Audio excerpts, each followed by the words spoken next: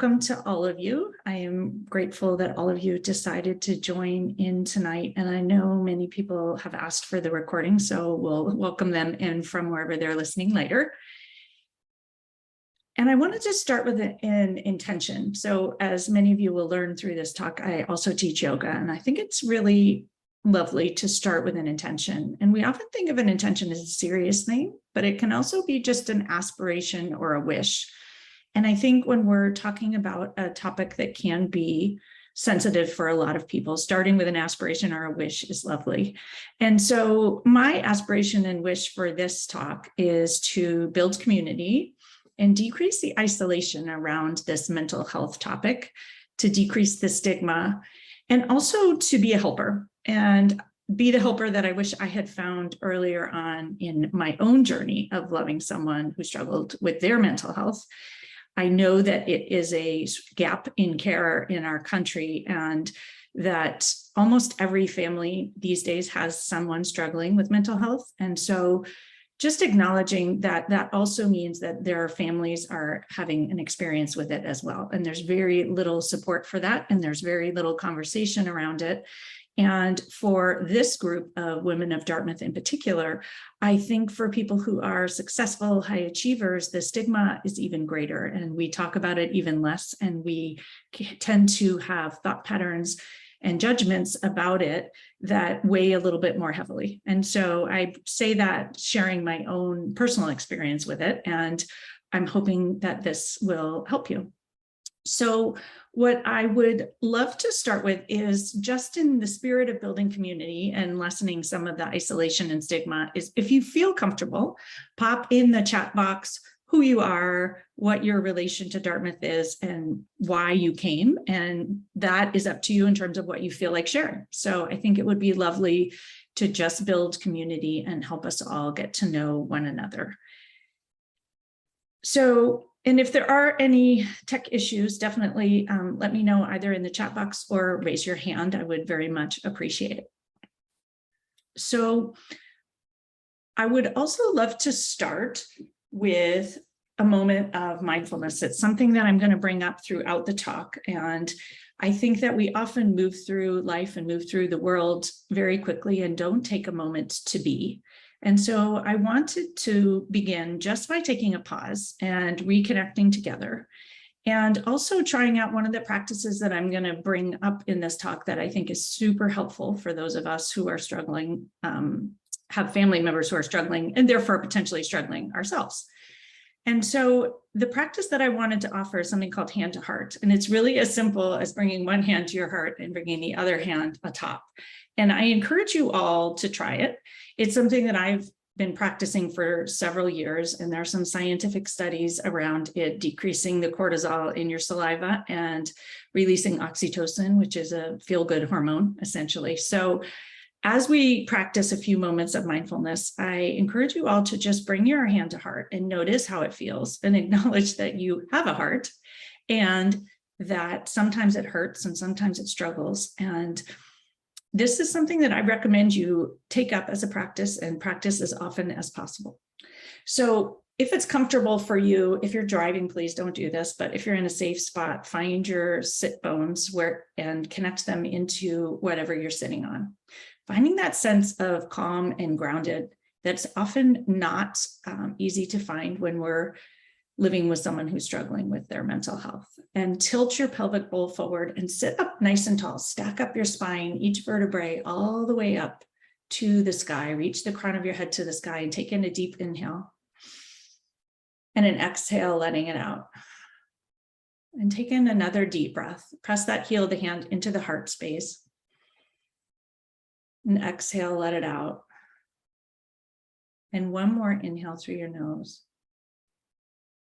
And an exhale, let it out. And just notice how you feel, even with 3 breaths. Potentially a shift in the energy, a shift in the tension. Hopefully you feel a little bit better. And I want to read something that I wrote, and I think it reflects on this experience living with someone who struggles with their mental health. And so with your hands to heart, if that feels comfortable, just listen. We get to decide how we show up. every day and every moment, especially in the difficult ones. We can choose stories of unfairness or hardship. We can justify our pain and our anger, or we can own it and accept it and allow it. We can feel the pain and choose to move forward with love. We can nourish ourselves with self-care and breathe. We may feel better, but we may also still feel lonely or angry. We cannot change our circumstances, but we can choose how to respond. We can choose to learn over struggling. We can choose acceptance over resistance. We can choose hope over hopelessness. We can choose positive action over inaction. We can choose to love and to feel loved, even when things look different than we think they should. We can choose connection and vulnerability over silence, isolation, and feeling alone. Our power is always in our choices and in our mind. When we allow the pain and the frustration, they move through us faster. Everything is temporary. We can choose to remember that after the storm is when the rainbow appears. We can choose to bloom amidst manure and the cracks of the cement. We can even choose to decide that manure is the most nutrient-rich soil for plants to bloom. So take in another deep inhale and an exhale, letting it out. And you can lower your hands and open your eyes if they're closed, and we'll come back together. And so as we begin a little bit more of the formal piece, I wanted to just let people know that the Women of Dartmouth have actually convened a focus group on mental health and trying to change the conversation around it and make it a more visible issue. And there are going to be a couple of other talks in this series coming up without a date yet, but on grief and on suicidality and family members. And so keep an eye out for those, because we would love to have people join in. If you have thoughts of things that you would like to hear, let us know. It's definitely a work in progress. And so this talk is really for family members of those who are struggling. And the invitation is that we can connect with hope and take care of ourselves. So our loved ones are struggling, but the journey, that's their journey, and we have our own journey. And so the idea is to focus on our journey and focus on how we show up for it. And when we change how we show up, they change how they show up. Not necessarily in the way that we want them to, but they're going to change. And they can't always. And so the other thing is that they will change if they can and how they can and when they're able to. But by creating that space, we create the space for things to shift. And so what's in our control is how we show up. And that's going to be the focus of tonight's conversation. And my invitation is to take care of you and to show up as healthy as you can and with specific intention. And I'm going to talk about the tools that I found helpful and the way that I have moved forward when I was struggling with in my own life. My husband struggled with some significant depression. I also have a son who has pretty significant ADHD. And these tools helped me move forward in a way that was much more aligned and find my own path. And when I did that, fascinatingly enough, everyone else did much better. And so I share these tools with the hope that they will help you, realizing that not all of them will help you. And it's sort of a smorgasbord of options and figure out what works for you. So we'll talk a bit about mindfulness. We'll talk about nourishing yourself. We'll talk about coaching and thought work and things that are in your control. And I did want to bring up, someone actually called me this morning and said, well, these sessions are great, but what do we do afterwards? We always end up feeling good. And what do we do afterwards? So my hope is to give you some tools that you can take with you, easy, simple tools, and then to figure out what is a path forward. Getting help definitely helps.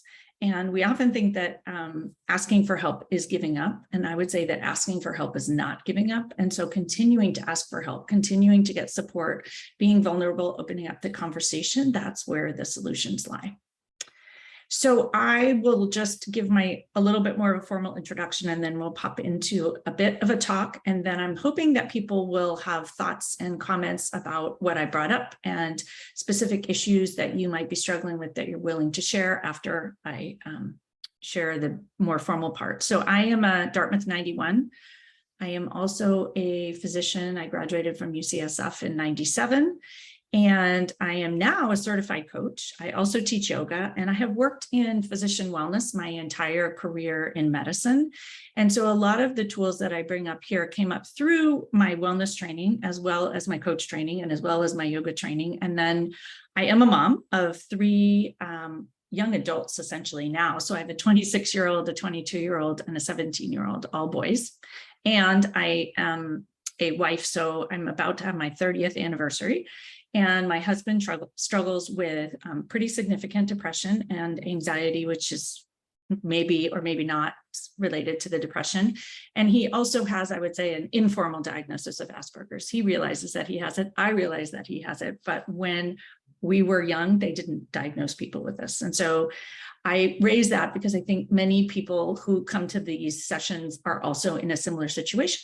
And I like to put that out there as something that contributes in some ways in different cases. And the other piece that I want to throw out at the very beginning is that I think in our minds, we also have a hierarchy of which mental health issues are worse or better. And so just notice if your brain says that. And I would say that none of them are better or worse. They are all raise different issues. And so I think it's just notice it. If that comes to mind, that something is better or worse, or this person's thing in the chat box is better or worse. And know that we just tend to go into compare and despair. And so just have compassion for yourself, hand to heart, that our brain does that naturally, and that maybe we don't need to continue thinking about it that way. And so I, like many of you, I think, found the situation isolating and bewildering and frustrating, and I didn't really know what to do. And there really wasn't much support for me as the spouse of someone who was struggling. And what I found is that my old kind of high achieving female habits of fixing, managing, controlling, trying to solve everything, take care of everybody, they didn't help. In fact, in retrospect, they probably made it worse. And they definitely made it worse for me. And so when I found these tools that I'm going to share, which are really my own experience, I just found them magic. And so it's sort of a blend of putting together coaching and mindfulness tools and life and human advice. And they are things that I really wished I had known. And they led to really significant change in my life. In fact, I ended up leaving medicine and working on this as my career because it was so important to me. And it was something that I saw in so many of my patients who really struggled. So I want to offer that these tools work for me and they're possible for you, even if your life is not fabulous and even if everything seems a hot mess. That's the other thing I'd like to say. Many of us feel like we can't find a solution in this moment. But they worked for me in a tough spot and still do. So I'm going to share my screen and pop into, let's see.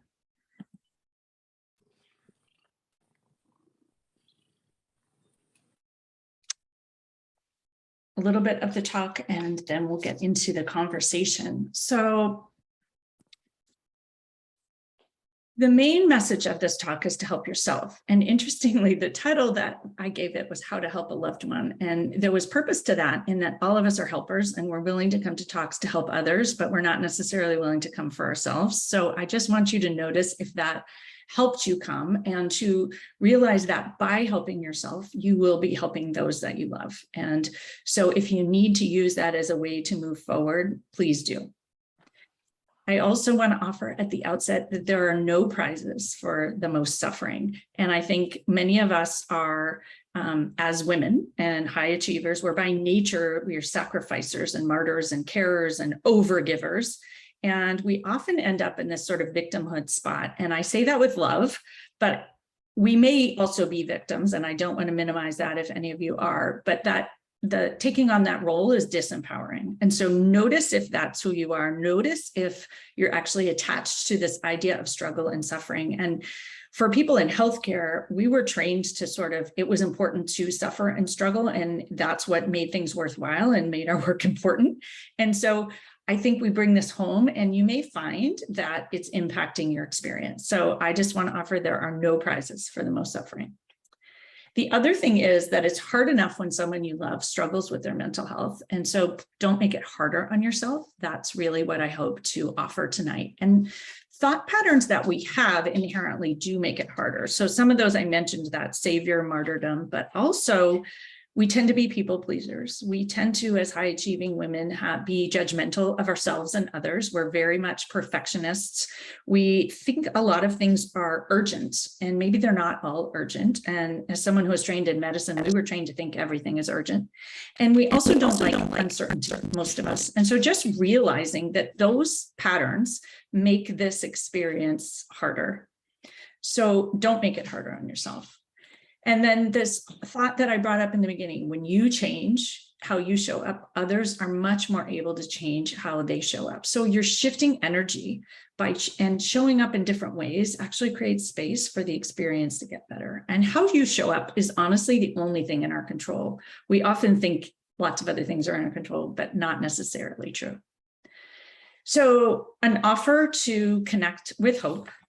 And not from this Pollyanna spot, but why not? Because given the situation, you might as well be hopeful and bring some positivity to it and see what happens. So this, who am I? You know, I am a doctor and I have had all this training, but I'm also just human and messy. And I bring a lot of these same thought patterns that you all have. And so when I mention them, they don't come from a place of judgment. They come from a place of having figured it out myself and being grateful that I have this wisdom and presence about that so that I can use them to help me rather than get in my own way. And again, these tools that I'm going to share are things that worked for me, and you can choose which of them work for you. They won't all work for you, but many of them will work for you. Nothing is medical advice. This isn't a doctor talk. It's also not a therapist talk, and I'm not a psychiatrist. So I just like to put in that caveat. This is the sort of human advice that you wish someone had shared with you and things to try that might make a huge difference and ease your journey is how I like to say it.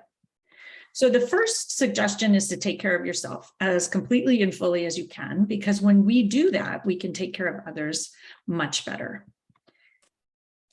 I also want to invite you to be a lighthouse. And this idea of a lighthouse, so many of us are out there saving all the boats. You can envision yourself in a Zodiac raft out there, keeping all the boats from crashing into the rocks. And that may be sort of your family situation. But if you were a lighthouse, you would be standing there shining your bright light. And that's what I think works best here. Lighthouses are tall and elegant, they're strong. And so this talk is really about cleaning the windows and getting a fresh light if your light is dimmed or out, but being that lighthouse. So not being out there trying to manage and control everything, but being strong from within. The other thing that I wanted to offer is this idea of responding, not reacting. So there's a famous mindfulness quote, which is, in the space between stimulus and response is where your power and control lie. And that is 100% true in this mental health scenario. And so we very often react. And so pausing and taking a deep breath and being present, figuring out what you're thinking, what you're feeling, what the situation is, and then choosing how you want to move forward, that's where the magic is. And so when you find yourself reacting, pausing to take a deep breath is hugely helpful and the simplest, most grounding thing to try. So if nothing else, pause and breathe. The other thought is that what you practice grows. So we have practiced worrying, fixing, controlling, people pleasing, being in urgency. And I use a lot of these sort of catchwords, but I think we all have our own special version of them. And so we practice that. We haven't practiced responding with intention. We haven't practiced pausing and breathing and choosing how we want to show up. So what we practice grows and what we don't practice fades. And so when you stop practicing this reacting and perhaps showing up frustrated and stressed and angry and overwhelmed, things do get better. So choosing your energy is a strategy that I love. And it's you can decide to show up urgent, frustrated, reactive, overwhelmed, or you can choose to show up calm. You can choose to show up present, maybe calm and present aren't accessible. So maybe you choose to show up neutral, or maybe you choose to show up spacious. Choose whatever feels good to you. Choose to show up as a lighthouse. And I picked this picture to remind you of the option of choosing to show up as a tree, which is one of the ones I love. And I use this a lot because trees have strong roots. They're grounded. They nourish themselves. They don't blow over in storms most of the time. They do in hurricanes, but they, their leaves blow in the breeze. And so envisioning yourself as a tree can be a really helpful way to move forward. And so I love this idea of just choosing how you want to show up. We often think, well, I'm frustrated and there's no choice, but there are ways to choose how to do it. So stepping out of fight or flight is key. And you may notice that you have a lot of cortisol and stress, and this reactive state is very, very common in women who are high achievers, who potentially have families and lots of other obligations. And especially when someone's struggling, we tend to go into stress mode.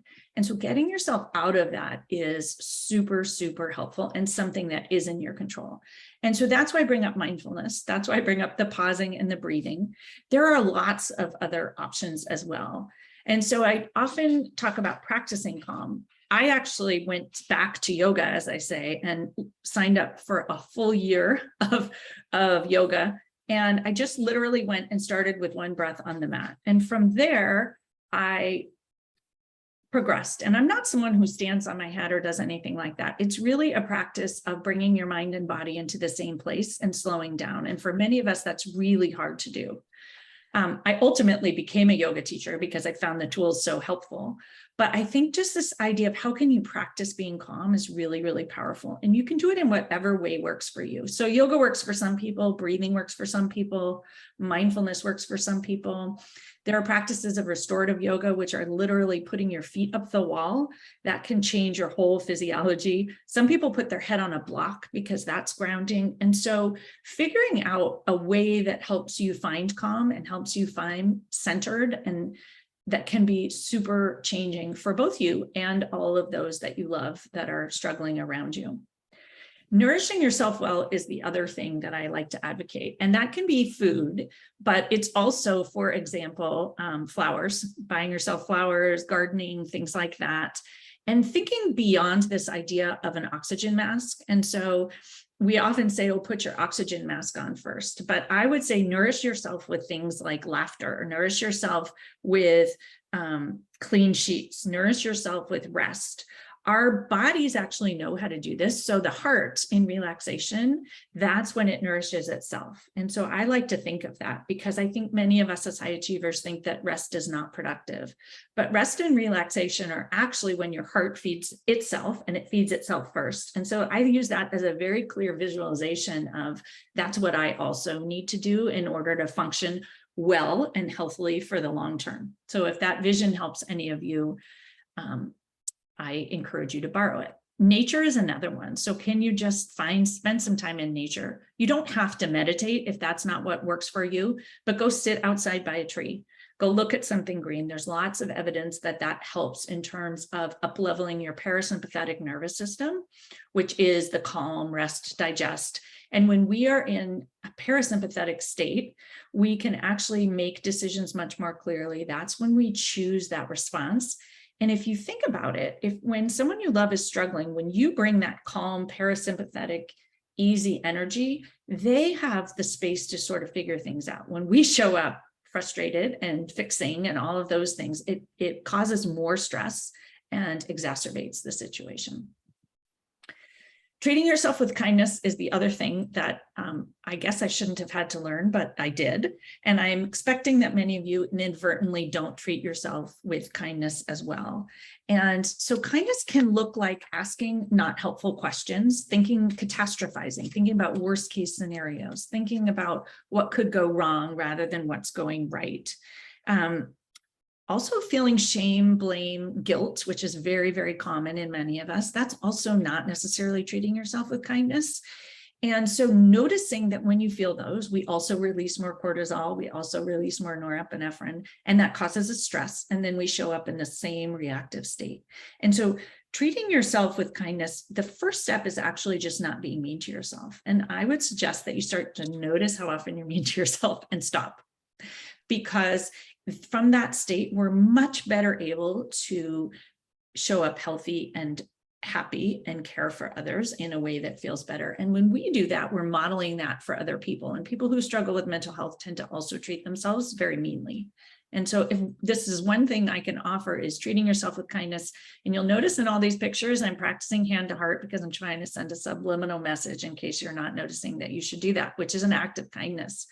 So not being mean to yourself, not choosing thoughts that are inadvertently mean, not judging yourself. Many of us judge, if someone in our family is struggling, we make it mean something about us. We tell the story about how it's our fault or how we're not helping well enough or what we did to cause it, especially if it's children. And so deciding that that is actually not helpful and is mean, we don't know what caused it. You can just choose ignorance if you want, or make it neutral. So a reminder of the hand to heart, and I do want to give credit. I got this hand to heart from Shauna Shapiro, who's a PhD from Stanford, and she wrote a book called Good Morning, I Love You, which I highly recommend. I don't love the title, but she does hand to heart and says good morning to herself. And the idea is that the science behind practicing that every day is tremendous in terms of shifting the way you view yourself and the way you show up in the world. And so I encourage you to try it. It's so simple, available anywhere, just like the breath. So breathe, practice hand to heart, especially when you find yourself overwhelmed or in this situation where you're so confused. I think when someone we love is struggling with their mental health, we tend to be confused because it's an issue with the brain. And so it's confusing to everyone. It's confusing to them. When we feel confused, it's likely they're confused and we're confused. And so hand to heart is grounding and centering and very helpful. Managing your mind is the next step, and it is the coaching portion of it, if you think about it that way. But the managing your mind works best when you're fully nourished and when you're in this calm state. And so if you think about it, when you're reactive and overwhelmed, it's very hard to show up intentionally. And so that's why I bring the other tools up first. And I think they're important. And when you integrate them in with working on your thoughts, it can make things stick, essentially. So sometimes we manage our mind and we tell ourselves to think these Pollyanna helpful thoughts and they don't stick, or we make change and they don't stick. And the secret to having them stick is to be in a healthy spot, a calm spot, a peaceful spot, and then things start to stick. So if you have a piece of paper, or even if you don't, I want you to pause here and just think about what your 3 most common feelings in your life right now are, without judgment. And you don't have to share them. If you want to share them in the chat box, feel free, but you absolutely don't have to share them.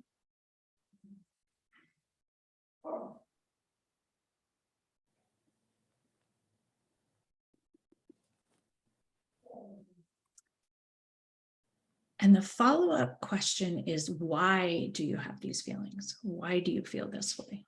Thinking for a moment about why you feel the way you feel.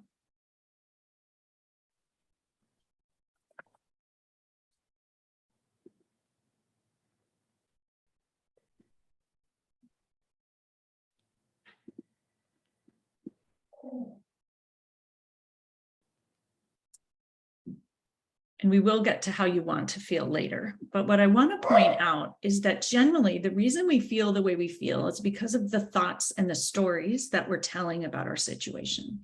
And so usually if you feel overwhelmed, it's because you're telling a story or you have thoughts about why your situation is overwhelming. And so the beautiful thing about this mind work and this mind management is that we can choose different thoughts. They don't have to be fabulous thoughts, but when we see the thoughts that are causing us to feel a certain way, then we can start to choose alternate ones. The thoughts that you have may be absolutely true, but there are also equally true thoughts out there that you can work to bring into your consciousness that will help you more. So my invitation is to at least start by choosing to tell stories and thoughts that don't feel bad. So you may not be able to tell beautiful Pollyanna, smell the roses thoughts, but choose ones that don't feel bad to you. And neutral is amazing is the other thing I like to offer. So just allow yourself to get to neutral. To start to feel better, we have to pass through neutral anyway. So you can choose thoughts that are just neutral, where maybe there are no adjectives about things, or things just are. And so I think really tapping into this idea, what would neutral do? How would I feel? How could I feel neutral about this? How is it neither good or bad? Or maybe it's both good and bad. Allowing that as a possibility is a really useful tool. So a few other ideas that I want to throw out to help are your loved one's behavior is not about you.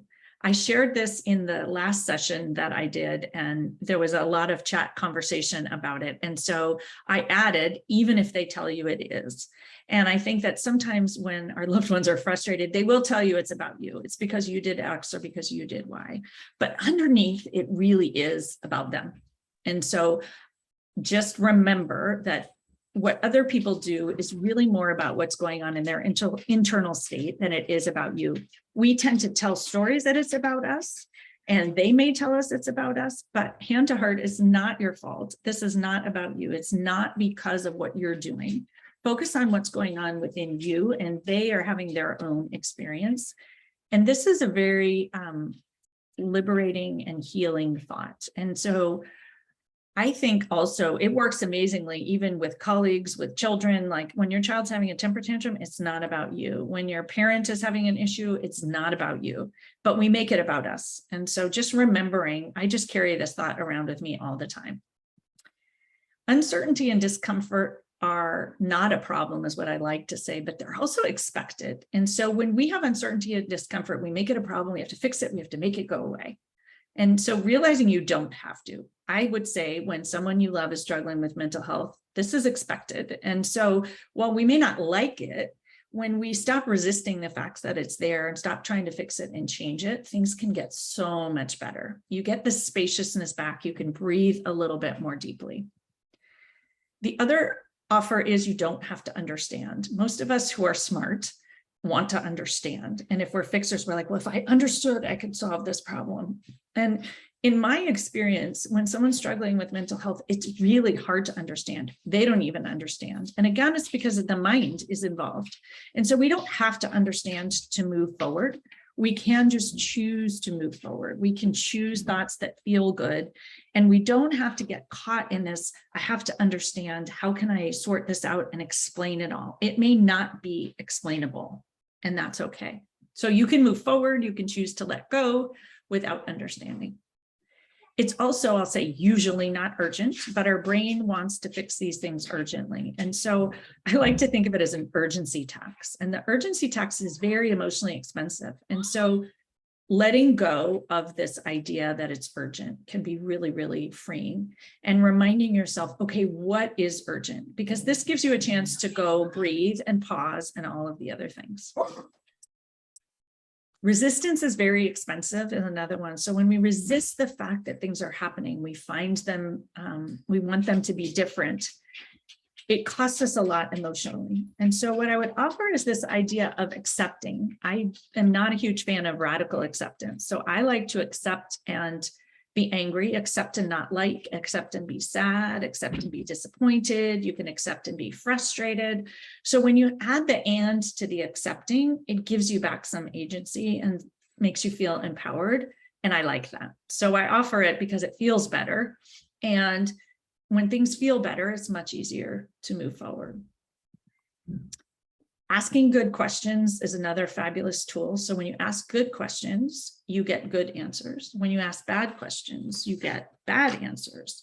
And so asking good questions is a way to step out of this fear and frustration. So if you ask questions about what terrible thing could happen, you start to think of all the terrible things that can happen. So thinking about your question asking as strategic, and notice where you ask bad questions. Most of us ask, and by bad, I mean disempowering questions. But I like the word bad because it immediately makes me want to change them. So instead, you can ask good questions. And I will tell you, just being honest here, it took me a long time to figure out how to ask good questions. But it's a practice worth practicing. What you practice grows, and you'll get better and better at it over time. So thinking about perhaps how you're resourced is a lovely one. How you're not a victim. What's going well. training your brain to see those things can be very helpful. And on this slide, I just love this box. It's called a box of wisdom. And it's something that you can find on like Oprah's list. And I bought it in Hawaii, and it came with this little thing that said like, you could buy each card for $1. It was $1 of wisdom. But it reminds me of this idea of using your wisdom and asking yourself helpful questions. The other question that we ask a lot is what if? And what I want to offer is there's positive what ifs and negative what ifs. And so notice how often you ask the negative what if. What if something terrible happens? What if this turns out badly? What if it comes back? What if all those things? But you can also ask yourself, my favorite one is, what if it turns out better than I expect? What if it turns out okay in the end? What if I'm doing it right? What if it were simple? And so helping yourself figure out some of those what ifs can be really, really powerful. What would love do is another question that I love. And this one is designed. So if you want to show up loving, I ask this question, what would love do? And I use it to bring in intention. So just like I mentioned my intention for the talk, you can have an intention for your relationship or your loved one. And so maybe you want to show up with compassion. Maybe you want to show up with love. Maybe you want to show up with curiosity. So you can ask this, what would curiosity do? I love to think about this question in a really broad way. And so some of the other questions that I will ask is, what would peace do? What would kindness do? Someone brought up in the last session, what would faith do? What would patience do? What would calm do? What would strategic do? That's one I love. What would flow do? What would trust do? What would optimistic do? So think about how you want to show up, and you can put that in there and you can ask the question. Now, the secret to this question is it's for you first. And so it's, what would love for you do? Then love for your loved one, then love for everyone else in the world and everyone else who might be impacted. And so if you start with yourself and you work outward, you can't go wrong. And so I invite you to just think about what would love do in your relationship with this person who's struggling. And you may find that when you're stuck or you're trying to make a decision, it gives you the right answer. This is also a useful one when you're thinking about boundaries or decision making. This came up in the last session that I did. So if you're wondering when to leave, ask this question, what would love do? For you, for the other person, and for the situation, because love will help guide you. It wouldn't stay in a toxic relationship. It wouldn't stay in a spot that's abusive. It wouldn't abandon someone who needs help. And so it can be a helpful way to sort of open up all of these potential possibilities. So it's a fantastic decision-making tool, and you can use it around boundaries as well.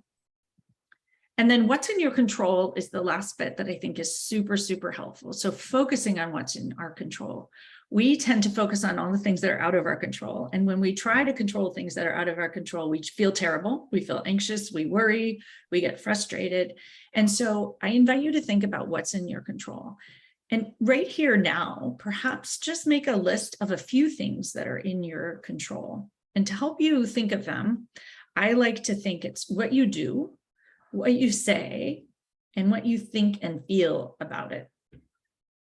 So we often think there's nothing in our control, but what you do is in your control. What you say is in your control. And what you think and feel about whatever's going on is in your control. And so just allowing a few things that are in your control can feel really amazing. And so for the future, making a list of what's not in your control and what's not in your control that you're trying to control, which is usually almost everything in the not in your control bucket, and just put a big X through it and focus on the other. You'll feel a lot better, and everyone in your world will feel better too. So I want to end this part by going back to this concept of lighthouses, and that they don't go running around an island looking for all the boats to save. They just stand there shining. And that comes from Annie Lamont. And thinking about how you can be the one shining, how you can model the peace and the calm that you so want in your life. And as you move forward, perhaps set an intention for your relationship. And I share this photo because one of my intentions was being buoyant. And I really like this idea of buoyancy because it brings up vacations, and buoyancy as opposed to resilience is a little softer and a little more enjoyable. And you can choose a life raft or a life preserver or something, but just enjoying this idea of floating or being buoyant amidst the storms. You may get sucked under, but you want to pop back up. So choose your own intention and move forward, holding on to that. This is just to remind me to share some of the resources, and I will send an email out with some of them. I mentioned Good Morning, I Love You. There's another book called My Lovely Wife in the Psych Ward, which I wanted to mention, and we are going to try to do a Women of Dartmouth book club on this in the early 2023. So if anybody wants to read it, it's written by a guy who went to Georgetown and his wife who also went to Georgetown, and she has some significant mental health struggles in her life. And it's about his journey being her partner, and it's very well written. The other book that I particularly love is called The Boy, the Mole, the Fox, and the Horse. If you haven't read it, it's just a treat. It's written for people who are 8 to 80, and it has a lot of really short, beautiful wisdom that invite calm, and reading it is probably a practice in mindfulness in and of itself. And a few other resources are, I teach yoga every weekend, and I use a lot of these tools in yoga. It's free and it's open to any of you. So you can go to my website and sign up. And I'm also teaching a Women of Dartmouth class in November. So you'll get an email about that. And you're in your Zoom box. So you could do whatever of it works for you and skip whatever of it doesn't. But you may find that it's a chance to actually practice some of these tools. And I teach it just from a place of wanting to share them with others. So if it appeals to you, feel free to do that. And that is how you can reach me. I'm going to stop the screen sharing and we will come back together. And I would love to hear from any of you thoughts on what I had to share, particular struggles that you may be having or questions that you have about things that I brought up, ways to try them out, anything like that. Anyone have thoughts or situations they want to bring up? Let me just check the chat box. Yeah, yoga is really an amazing way to practice mindfulness because you can move.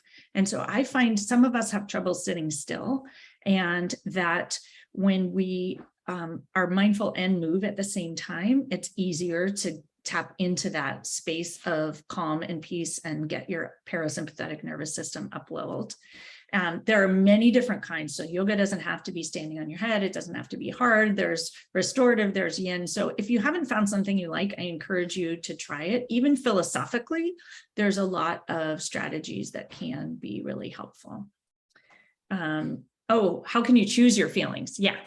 So my suggestion is to actually think about something that's accessible. So you might want to say happy. And I would say, well, maybe it's hard to feel happy when your loved one is really struggling. So you could choose neutral. I've had people choose that as a way, as kind of a gateway to getting to the next level.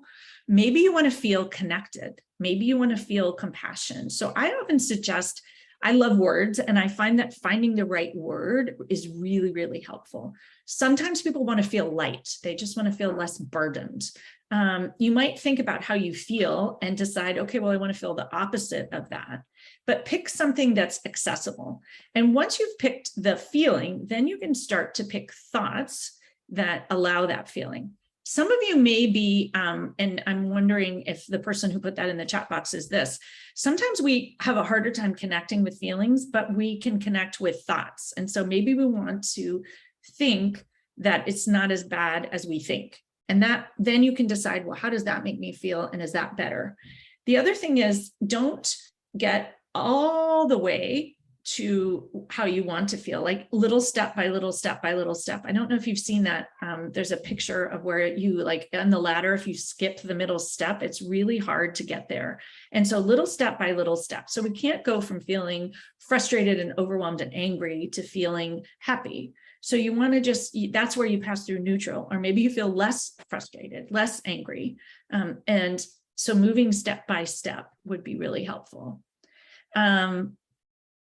Someone asked, when you have the urge to fix the situation, how do you not act on that urge? Well, for me, it's recognizing that it's an urge and that I want to fix it because I want to feel better. And knowing that generally I can't fix it. And so usually when I go trying to fix something in that moment, it actually makes it worse. And so realizing that that's the outcome. But if you recognize it as an urge to fix it, I would just ask yourself, is this in my control? Is it urgent? So start asking yourself questions. And when you have an urge, the other strategy is to pause. So like hand to heart and pause and say, wow, I just really want to fix this. Is that the right path forward? Knowing too that it's human to want to fix things, especially for people that we love. We want to have them get out of pain. We want ourselves to get out of pain. And so taking a deep breath and pausing and figuring out what's in your control and what you can do something about and what you can't do something about is helpful. Another thought is that,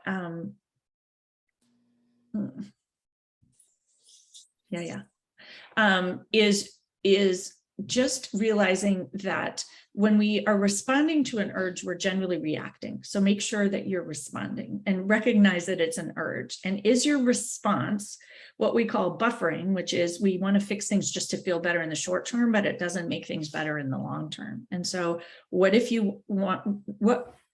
what you're doing will make things better in the long term, then it may be worthwhile, but not necessarily. And then someone's asking examples of good empowering questions. And so the empowering questions are generally for you. And generally, if you're thinking about like, what if I'm resourced? What if my relationship is better than I thought? What if it turns out better than I expect? Those can be examples of empowering questions. So I think that can be a way to think about it. Generally, we apply all of this to ourselves and we don't actually go around trying to fix anybody else. So your loved one who has mental health, they're going to go get their mental health care and they're going to be on their journey and you are going to take care of yourself.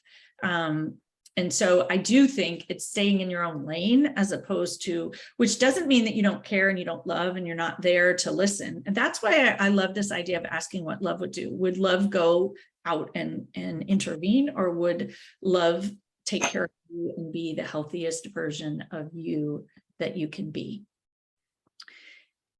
And okay, there's a bunch more questions in the chat box here. And I do think therapy is fantastic. I think therapy and some of these tools they definitely overlap. And I think all of us can find whatever works best for us. And that's really would be my message is some of us really love the therapy approach. Some of us love more of the coaching approach. Some people love mindfulness. Some people need a combination of all three. And so getting help helps. Figuring out what tools work for you can be amazing. And the other book that I didn't mention, which I think is sometimes very helpful for people in these situations, is called Codependent No More. And if you've never read it, it's very helpful for those of us who tend to pop in and want to help and fix things. Let's see. So moving through your life, for me, it's choosing an intention. So I like to show up buoyantly. I like to show up with love. I like to show up with calm. So I ask that question and it helps me just move through a little more easily. It doesn't mean I don't mess up and I don't react, because I do, and I don't do it badly because I do. But I think it's for me just reminding myself, oh yeah, that's not what love would have done. I'll think about trying to show up differently next time. And I think the more that you show up with this intention and you see that it works better for you and those that you love, it's you want to keep practicing it. And the more you practice it and the more it goes better, the more you want to keep doing it. Your loved ones also see it and can model it. They're watching you. And so people learn more by what you do than by what you say. And responding, not reacting. So reacting is when there's no pause. And so someone says something, you immediately have that emotion and yell back. Yelling would be reacting immediately. And so the idea is you pause. And in that pause, you might decide you still want to yell, and that's fine. But do it with intention, do it with purpose. Decide that that's what the best way that you want to respond. And so what I like to do is pause and breathe, because that just gives me a second, and then hand to heart, and then I can kind of decide what I want to do. And again, we don't always get it right, but when you practice the mindfulness and when you change the balance of your nervous system, so you have more of a parasympathetic versus a parasympathetic balance, your response, you just always pause longer, and you actually can pause. So you understand the difference between reacting and responding. And so I think that that can be really helpful. I will definitely share the list in the email, and I will share my approach to setting boundaries. I know that therapy has a different approach. And again, I'm not a therapist or a psychiatrist. These are just sort of the practical, the coaching approaches that, and the mindfulness tools that I found helpful. And so where I was trained as a coach, we talk about boundaries as showing up with love. And you approach boundaries from a place of love. And that's why I like to think of asking that question, what would love do, as even boundary setting, because love wouldn't let someone hurt you. Love wouldn't let you be stomped all over. Love wouldn't, if you end up resentful and bitter because maybe you're accommodating too much, that's really helpful. So maybe you should be setting a boundary, but we don't set a boundary to sort of push people away or to make them change their behavior or as a punitive way. You're setting a boundary from a place of love for you and a place of love for them and a place of love for the relationship.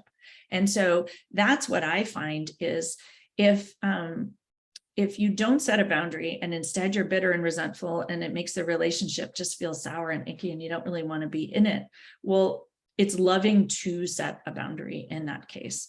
But we also don't want to go around setting boundaries all the time because it takes a lot of energy. And if you're going to set a boundary, you also have to be willing to uphold it. And so if you're going to set something and then change your mind, that's not really an appropriate boundary. And so it's a bit more of the lighthouse metaphor. Can you stand there and shine the light? And lighthouses actually do have pretty good boundaries. They're pretty thick-walled and strong. And so thinking about it that way, or trees have pretty good boundaries. It's kind of, they're not in this, they're in a very sort of strong inner wisdom state. And so that's where, for me at least, that's how I like to think about boundaries. And someone's mentioning something called facing codependence in the chat box. And so I think that would be, I've not read it, but I will check it out. And also this idea of self-care is not selfish, and self-care is not selfish, it's essential. And I think many of us were raised to think that, I was told that self-care is selfish and doing what works for you is selfish. And especially in this scenario, when we need to be able to be strong and calm, self-care is essential. And everyone does better when we all take care of ourselves. And if we take care of themselves, hopefully the other person can take better care of themselves. And the situation is more calm and peaceful for everyone.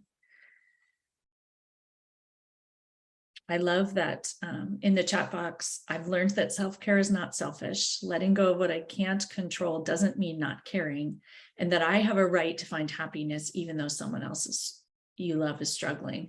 And I think that's really beautiful. And that's something I didn't mention, is that it's okay for us to be okay. And even when a loved one is struggling, it's okay for us to have fun. It's okay for us to find joy and to partake of things we love and to have connections. And I think sometimes we put ourselves on the back burner and then we fizzle out and burn out. You can burn out as a caregiver as well.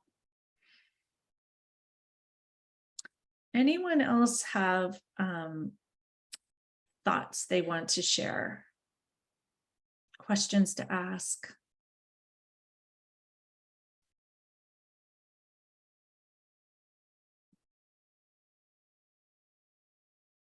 Just going to give people another moment. So from here, I will send an email with the recording and the book references, and we will be doing a book club sometime in 2023, and there will be some other sessions on grief and something around suicidality. I'm not sure exactly what it is, sponsored by this group of who is working on sort of destigmatizing mental health and providing support for the Dartmouth community.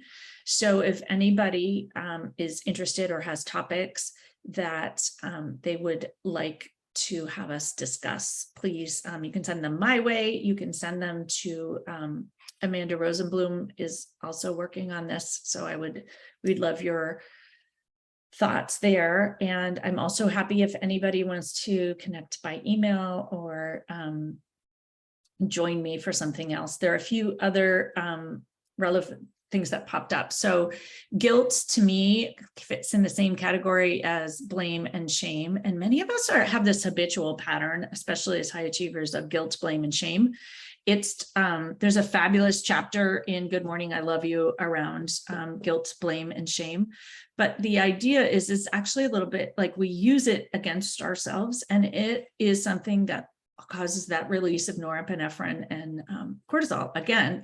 And when we release those, it impacts our amygdala. We don't problem. This is a simplified version. We don't problem solve, and we're not able to see clearly and behave in sort of an intentional way, because the amygdala is where intentional behaviors come from. And so guilt is, to me, it's a habit response. And when you realize that some of us are habit guilters, some of us, I'm a habit shame person. That's where I pop to. Some people are habit blame people. They think that everything, is their fault. And so figuring out who you are and what your habitual pattern is super helpful, because you can just say, oh, look, I'm popping into guilt.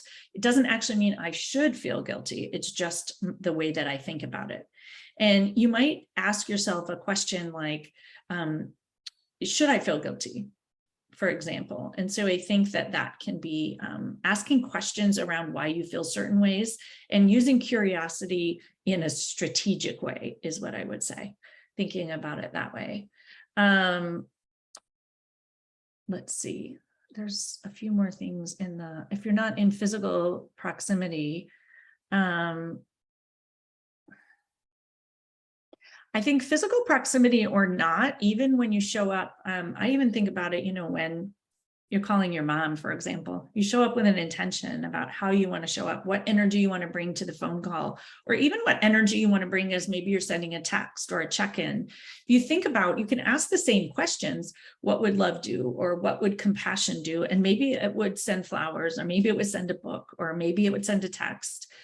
Maybe it would not say anything. And so I think, again, we want to sort of control how they take it, but really all we can control is what we bring to the situation and how we show up.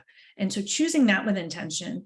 There's another tool about asking your future self what you wish you had done. And so sometimes if you're thinking about how to navigate a tricky situation, maybe someone's aware or far away, I often ask myself, well, what will I wish I had done a month from now? Or what will I wish I had done a year from now? Or what will I wish I had done tomorrow? And sometimes the answer becomes clear in that. And it's literally choosing how you're going to respond rather than react. You're pausing and thinking of an intentional response. Let's see, I think that covers most of what's in the chat box. And so I always like to end just with another few breaths, as this topic is often one that brings up a lot of issues for people. And so taking a moment just to pause wherever you are and bring a hand to heart if that feels good. And I encourage you to practice it. Even if it feels bad right now, it's really a worthwhile practice that will ultimately feel good.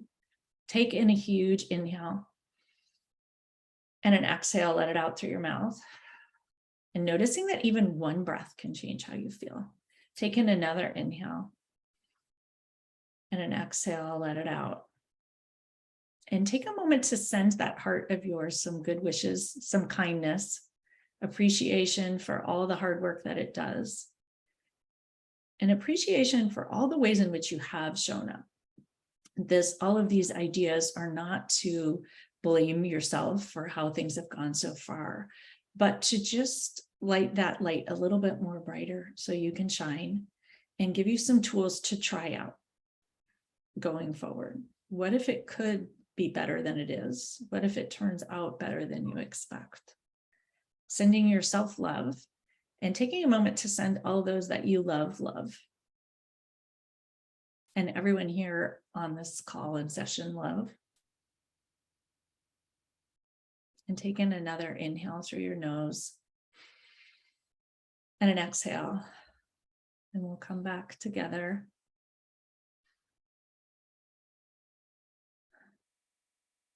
Thank you all so much for joining. Feel free to send me an email or a message and connect in whatever way inspires you. And I hope that we all will meet again at some point. Be well.